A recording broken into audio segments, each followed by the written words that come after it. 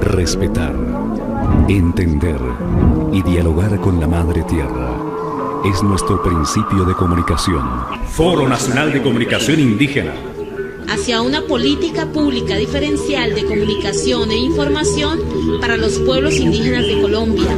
Popayán, Cauca, Colombia, del 26 al 30 de noviembre del 2012. Medios para los pueblos, comunicación para la diversidad.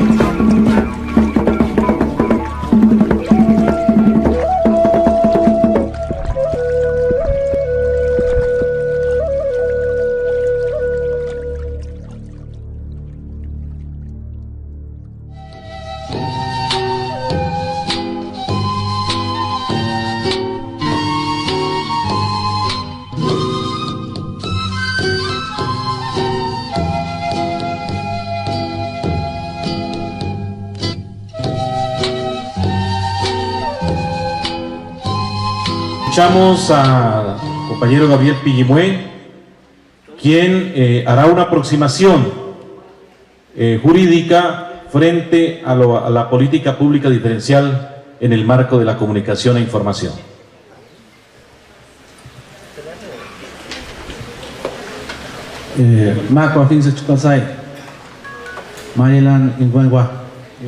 Saluden Namriyen Nasayugwe. Presentar un cordialísimo saludo a todos y agradecerle a todos los seres visibles e invisibles que han permitido realizar este evento para, desde este territorio, poder plantear algunos elementos que abren el escenario en la coyuntura de exigencia con el gobierno nacional para que en cualquier parte de nuestro territorio colombiano y por qué no de los demás territorios podamos exigir el respeto, el reconocimiento y la actuación de nuestra autonomía en el marco del control territorial, el tema de la comunicación indígena. Ese es el propósito y reitero lo que ha comentado el compañero Vicente en el sentido de que aquí no está todo dicho ni está todo terminado. Este es un proceso de construcción, de revitalización, de formación para cada uno de nosotros y en esa medida entonces nos atrevemos a, en conjunto y en ejercicio de nuestra autonomía, poder plantear el debe ser de la política que reconozca y respete el sistema de comunicación indígena que ya lo hemos venido comentando en estos 3 días de encuentro. En ese sentido, entonces, me atrevo a proponer, o nos atrevemos a proponer, y no auscultar ni darle mayor trascendencia, no con ello quitándole la importancia a todo el contenido que implica el ejercicio de la autonomía, el ejercicio del control territorial y en general de los sistemas propios de control, de regulación, de sostenimiento y lo que se ha llamado siempre el sistema de derecho propio. Y que eso constituye la legitimidad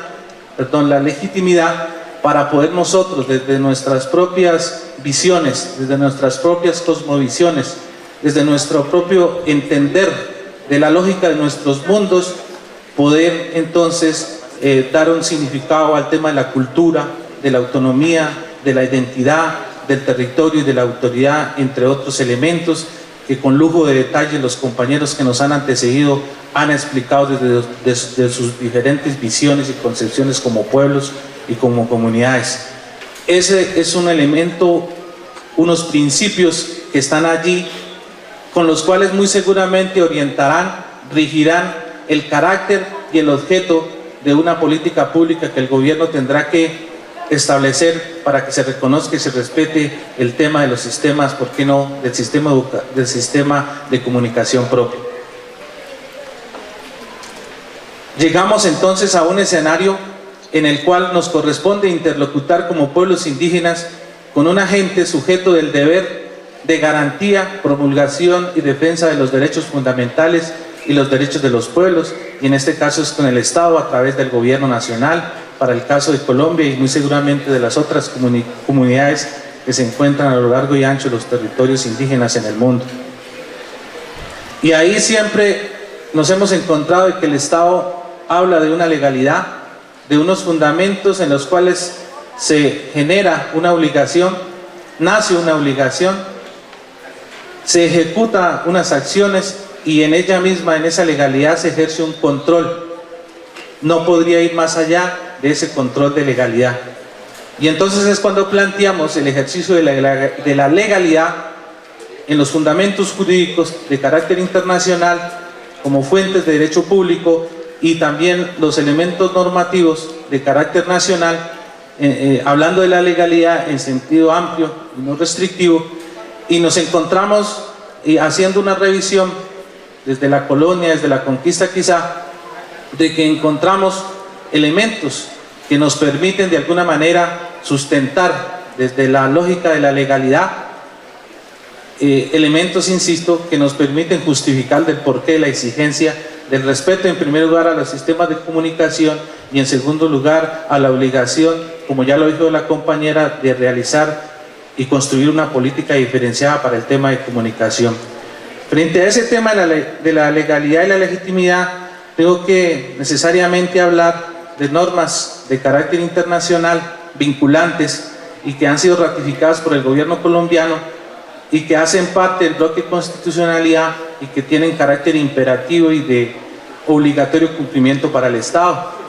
Y no es ni más ni menos que el convenio 169 de la Organización Internacional del Trabajo, que posteriormente es ratificado por Colombia en la Ley 21 del año 91, y que es una de las normas de carácter internacional vinculantes que obligan, o que más bien obligan al Estado colombiano a trabajar el tema de comunicación, cuando en su artículo 16 habla de la necesidad de promover la comunicación en lenguas indígenas sin ningún tipo de restricción. Es un primer elemento de carácter normativo que nos permite tenerlo sobre la mesa y sobre el cual también podremos justificar lo que hemos venido planteando. Un segundo elemento es la Declaración de los Derechos Humanos de los Pueblos Indígenas, declaración que se hizo en el año 2007 en la Asamblea General de la ONU y de la cual, pues, en su artículo 16 habla de la necesidad de promulgar y de fortalecer el tema de la información de los sistemas propios en nuestras propias lenguas, específicamente en el tema de la educación y la comunicación. Es un tema que está ahí muy concreto en el tema de comunicación, además de otros elementos que tienen que ver con el control territorial, de la autonomía de los pueblos,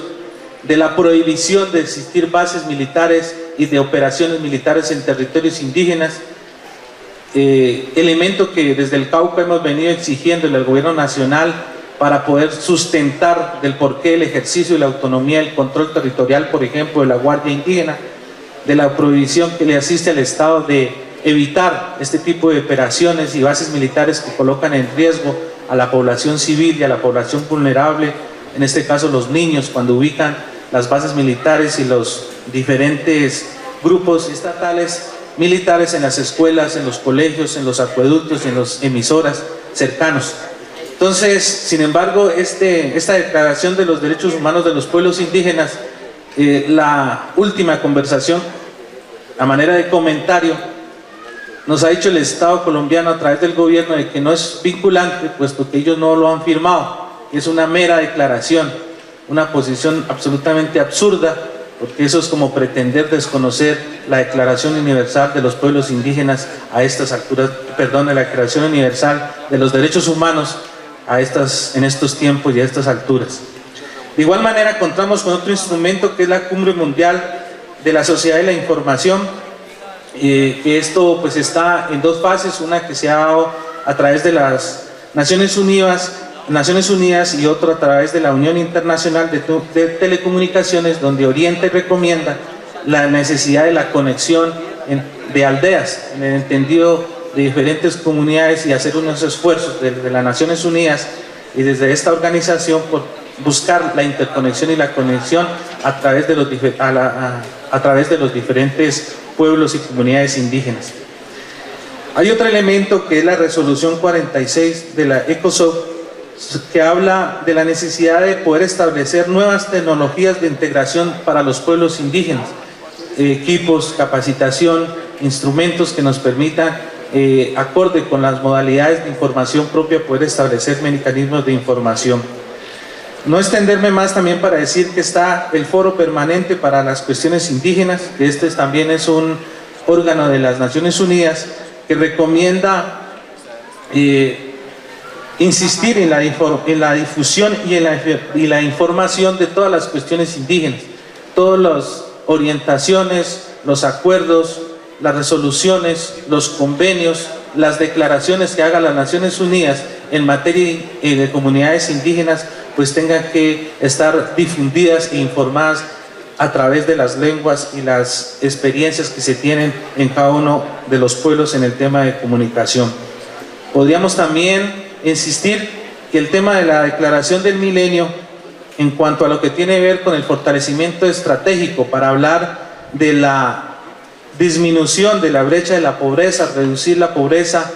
los niveles de desnutrición en cuanto a la hambruna que se está presentando, la escasez de alimentos,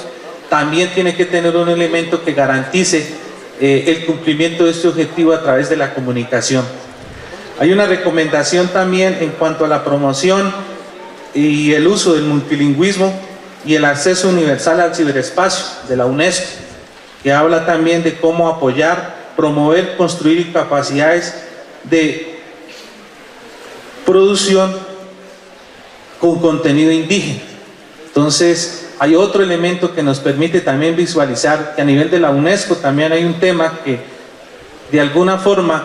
refiere y hace mención al tema de la comunicación indígena. La resolución 113 del CCP de la Unión Internacional de la Telecomunicación, que habla también de cómo integrar o establecer planes de desarrollo en telecomunicaciones para pueblos indígenas. Es otro elemento que también nos puede permitir conceptualizar para poder sustentar el tema de la comunicación en el marco de la política pública que pretendemos de alguna manera exigir al Estado con un componente diferencial para el caso de Colombia se puede desarrollar. Debo también hacer mención rápidamente, ya desde el punto de vista del orden interno y desde el punto de vista jerárquico y dogmático de la jerarquía, normativa, en cuanto a la Constitución en Colombia, hay el artículo 2 habla de los fines esenciales del Estado, y aquí ni más ni menos solicita facilitar o exige mejor facilitar la participación en todas las decisiones que afecten la vida política, económica y social, y en el cual pues obviamente desde el punto de vista de la interpretación general garantista y de alguna manera lógica, ¿no? Podríamos nosotros incluirnos en este propósito. El artículo 7 reconoce la diversidad étnica, todos lo conocemos, y el artículo que lo sigue, el artículo 8, el deber del Estado reconocer. Pero también el artículo 75, y en eso quiero nombrar un poco el tema del espectro electromagnético, que es un bien público, pero que no entendemos cómo, siendo un bien público, como lo han dicho, imprescriptible, se nos está cobrando, por ejemplo, a la mayoría de las emisoras comunitarias indígenas en el país, en la utilización del espectro electromagnético con unos valores bastante onerosos y que han hecho que a la postre generen el cierre de nuestras emisoras. Establecer también que el artículo 76 de la Constitución establece la intervención del Estado en la administración del espectro electromagnético. Ahí también debo mencionar lo concerniente a la Ley 335 sobre la Ley General de la Televisión, donde también se da un espacio para que se hagan programas que tengan que ver con el tema cultural, artístico y étnico a nivel del país que todos sabemos no se está cumpliendo. Está también la Ley 397, la Ley de la Cultura, que habla de que parte del patrimonio cultural de nuestra nación es todo lo relacionado a la necesidad y la obligación de proteger las lenguas tradicionales, los usos y costumbres, los saberes, pero que todos también sabemos no se está garantizando ni demostrando. Demostrando en la medida de que hayan sido consecuentes, que han sido pertinentes y oportunos en valorar, reconocer toda la riqueza cultural y que hace parte del patrimonio de nuestra nación. Debo también decirte que la Ley 21, como ya lo mencioné, en su artículo 30 también establece el tema, como ya dije, de la educación y la comunicación como requisito del Estado, pero que uno ve en términos reales simplemente se queda en un saludo a la bandera y no realmente en un ejercicio práctico y concreto de reconocimiento de estos derechos. Quería también mencionar respecto al tema del cobro que se nos está haciendo sobre el tema de electromagnético, el espectro electromagnético, normas históricas, ¿no?, que todavía siguen vigentes e inclusive anteriores a la Ley 89 de 1890, que no quiero por tiempo mencionar ni explicar, pero que finalmente junto a la Ley 89 de 1890 y otras normas que se dictaron desde Simón Bolívar, General Santander y demás, podemos llegar a la conclusión y a la luz de una interpretación sistémica, garantista y analógica de que tenemos en nuestro ordenamiento jurídico colombiano unos principios consagrados que nos permiten interpretar que las comunidades indígenas están exentas, nuestras organizaciones, nuestras autoridades exentas de pagar toda tasa, todo impuesto o contribución y específicamente la autorización del espacio electromagnético. Esa como una primera conclusión. La segunda conclusión es que además de los diferentes elementos que nos ha dado la Honorable Corte Constitucional y recientemente también en una sentencia de la Corte Suprema de Justicia en torno al reconocimiento de la autoridad y la autonomía indígena, que por supuesto son bastante amplios los pronunciamientos que reconocen el tema de territorio colectivo, de propiedad colectiva, de autonomía, de derecho propio, de identidad. También hay otros elementos que son la sentencia T025, el auto 004, el plan de desarrollo nacional, el decreto 1484, perdón, el decreto 4636 del 2011, que es un decreto que habla sobre los procedimientos que se han establecido para el tema de reparación, justicia, tránsito, lo que tiene que ver, perdón, con verdad, justicia y reparación para comunidades indígenas. Todo este corpus normativo entonces nos tiene que llevar a entender de que efectivamente existen unos fundamentos jurídicos, quizás no muy unificados y muy regados, pero que en definitiva constituyen una fuerza, un piso legal para exigir definitivamente la construcción de una política diferenciada para comunidades indígenas, que para nada debe desconocer el tema de la legitimidad, que estará fundado en el derecho propio, en el derecho mayor, en el derecho natural, que tiene que ver más con la historia, con los valores, con las costumbres, con la tradición, con la oralidad, y en esa medida entonces es que hablamos de la legitimidad para exigir la construcción de un modelo de política diferenciada para que respete el sistema de comunicación indígena en nuestro país como instrumento para garantizar la vigencia, la garantía y la existencia íntegra de los derechos colectivos y integrales de los pueblos indígenas en Colombia. Ese es el gran desafío, la gran lucha que tenemos que seguir manteniendo, la resistencia, la fuerza que nos da la tierra, nuestros espíritus mayores, los tehuala, en fin, toda la gente reunida en estos espacios para poder continuar y trabajando en este propósito que nos han encomendado y que es la intención de seguir luchando, como bien han dicho los mayores, hasta que no se apague el sol. Muchísimas gracias, en buen país, señor. Muchísimas gracias, compañero Gabriel. Pues Gabriel hace una aproximación a todo este tema jurídico, nos ha hablado un poco cómo existen algunas normas internacionales, los cuales tienen que ver con este tema de la comunicación y que deben ser aplicadas en nuestro país, pero que lamentablemente no se están aplicando. Es claro también la Constitución Nacional de Colombia, y asimismo también nos hace referencia en cuanto a esa gran diferenciación que hay entre lo legal y lo legítimo. Mientras para el gobierno todo se rige mediante la legalidad y siempre es algo restrictivo, en nuestros procesos, en nuestros pueblos autónomos hablamos de la legitimidad, y también todos estos procesos, por ser legítimos, pues también deben ser legales. Finalmente, se hace una comparación en términos de que no solamente tenemos que tomar las herramientas jurídicas, sino también lo que se viene plasmando desde la legitimidad. Caso particular, las asambleas comunitarias en sus decisiones, caso particular, las tareas que ha dejado la Cumbre Continental de Comunicación Indígena es una herramienta, el cual es legítima. Está también el caso de los mandatos, el caso de varias expresiones en tema de la comunicación que se dan tanto en los contextos nacionales e internacionales.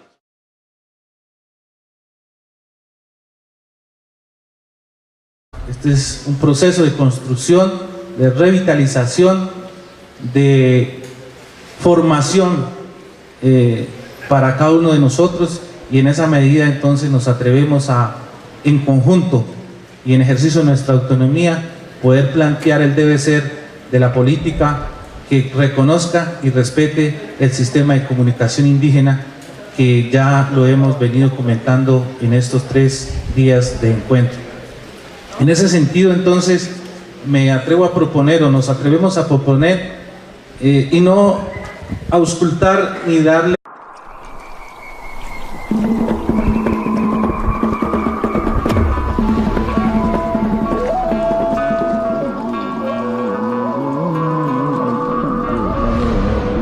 respetar, entender y dialogar con la Madre Tierra es nuestro principio de comunicación. Foro Nacional de Comunicación Indígena. Hacia una política pública diferencial de comunicación e información para los pueblos indígenas de Colombia. Popayán, Cauca, Colombia, del 26 al 30 de noviembre del 2012. Medios para los pueblos, comunicación. Poder plantear algunos elementos que abren el escenario en la coyuntura de exigencia con el gobierno nacional para que en cualquier parte de nuestro territorio colombiano, y por qué no de los demás territorios, podamos exigir el respeto, el reconocimiento y la actuación de nuestra autonomía en el marco del control territorial, el tema de la comunicación indígena. Ese es el propósito, y reitero lo que ha comentado el compañero Vicente, en el sentido de que aquí no está todo dicho ni está todo terminado. Para la diversidad.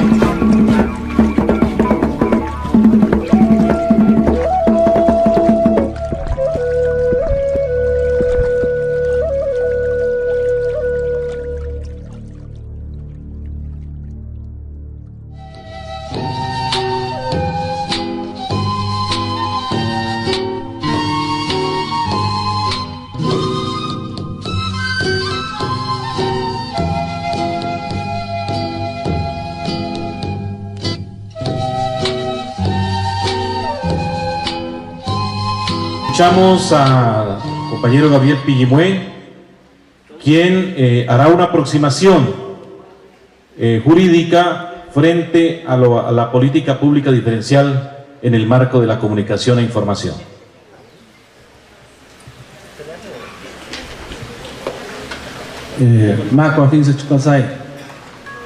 Mayelan Ingüengua, saluden Namriyen Nasayugüe. Presentar un cordialísimo saludo a todos y agradecerle a todos los seres visibles e invisibles que han permitido realizar este evento para, desde este territorio,